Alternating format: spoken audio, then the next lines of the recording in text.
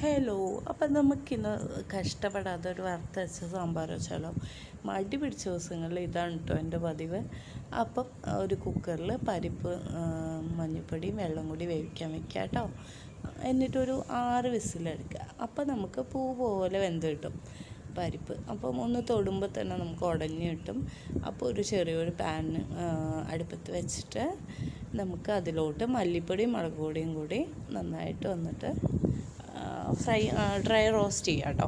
അപ്പം ഫ്ലെയിം ഒന്ന് ചെറുതാക്കി വെച്ചോളൂ, ഇല്ലെങ്കിൽ കരിഞ്ഞു പോകും കേട്ടോ. എന്നിട്ട് അത് ഈ പരിപ്പിലോട്ട് നമുക്ക് എന്ത് ചെയ്യാം, മിക്സ് ചെയ്യാം. അപ്പം നന്നായിട്ട് മിക്സ് ചെയ്യുക. അപ്പം കുറച്ച് മഞ്ഞൾപ്പൊടിയും കൂടെ ഇട്ട് നോക്കുക കേട്ടോ, ഒരു കളറിന് വേണ്ടിയിട്ടാണ്.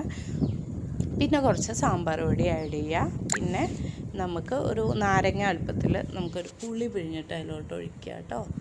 എന്നിട്ട് നന്നായിട്ട് ഇതൊക്കെ വന്നിട്ട് നന്നായിട്ട് മിക്സ് ചെയ്യാം. അപ്പം പരിപ്പ് നന്നായിട്ട് വെന്തുകൊണ്ട് തന്നെ നല്ല ഈസി ആയിട്ട് പറ്റും കേട്ടോ. എന്നിട്ട് ആവശ്യത്തിന് നമുക്ക് അതിലോട്ട് എന്തിടാം, ഉപ്പ് ആഡ് ചെയ്യുക. പിന്നെ നമുക്ക് ഇഷ്ടമുള്ള വെജിറ്റബിൾ, ഞാനിവിടെ ആഡ് ചെയ്യുന്നത് ക്യാരറ്റ്, ബീൻസൊക്കെയാണ് കേട്ടോ.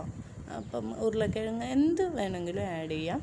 ഉള്ളി വേണ്ടവർക്ക് ഉള്ളി ആഡ് ചെയ്യുക. അതൊക്കെ ഓരോരുത്തർ ടേസ്റ്റിനനുസരിച്ച് നമ്മൾ ചെയ്യുക കേട്ടോ.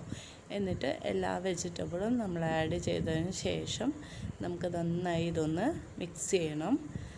മുരിങ്ങക്കായ വേണമെങ്കിൽ മുരിങ്ങക്കായ ആഡ് ചെയ്യാം കേട്ടോ. ഇല്ല അതിന് പകരം വെണ്ടയ്ക്ക, ഉരുളക്കിഴങ്ങ് ഇതൊക്കെയാണ് ആവശ്യമെന്ന് വെച്ചാൽ നമുക്കത് ആഡ് ചെയ്യാവേ.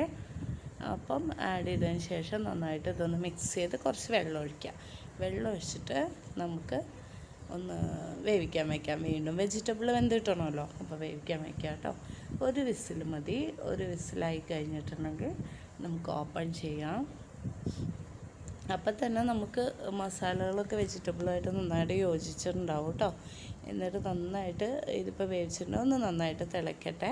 അപ്പോൾ തിളയ്ക്കുമ്പോഴേക്കും നമുക്ക് എണ്ണ എടുത്തിട്ട് തേങ്ങ എണ്ണ ഇല്ലെങ്കിൽ വെളിച്ചെണ്ണ, ഇല്ലെങ്കിൽ നമുക്ക് ഏത് എണ്ണ നമ്മൾ കുക്കിംഗ് ഓയിലായിട്ട് യൂസ് ചെയ്യണമെന്ന് വെച്ചാൽ അതെടുക്കുക. എന്നിട്ട് അതിലോട്ട് ഒരു കൈപ്പിടി ഉലുവയും കടുകും അതേപോലെ നമ്മളുടെ ചുവന്ന മുളകും ആഡ് ചെയ്യുക കേട്ടോ. എന്നിട്ട് കറിവേപ്പില ഇടുക. കുറച്ച് മണത്തിനൊക്കെ കറിവേപ്പില നല്ലതാണ് കേട്ടോ. എന്നിട്ട് നന്നായിട്ട് കടുകൊക്കെ പൊട്ടട്ടെ. പൊട്ടിക്കഴിഞ്ഞതിന് ശേഷം നമുക്ക് ഈ സാമ്പാർ അതിലോട്ട് ഒഴിച്ചിട്ട് നന്നായിട്ട് വറുത്തെടുക്കാം കേട്ടോ. നല്ല ടേസ്റ്റി സാമ്പാറാണ്. വറുത്തരച്ച സാമ്പാറിൻ്റെ അതേ ടേസ്റ്റാണ്. നമുക്ക് വന്നിട്ട് കഷ്ടപ്പെടും വേണ്ട, അങ്ങനത്തെ ഒരു റെസിപ്പിയാണ് കേട്ടോ. അപ്പോൾ എല്ലാവരും ട്രൈ ചെയ്ത് നോക്കണേ.